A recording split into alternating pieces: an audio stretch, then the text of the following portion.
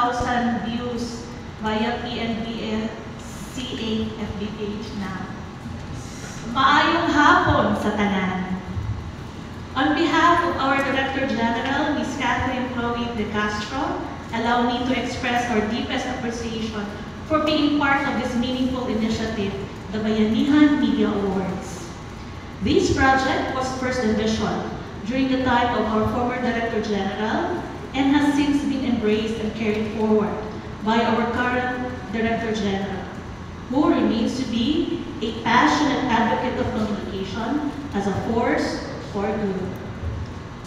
At the Philippine Information Agency, we believe that information and communication, when done with purpose and heart, have the power to uplift communities, promote positive change, and improve the lives of Filipinos across the country.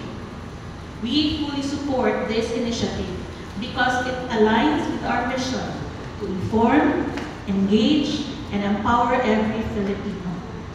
We believe that even the smallest acts, whether it's a short feature, a news segment, a radio report, or a digital post, can make a big difference in shaping public consciousness and encouraging action.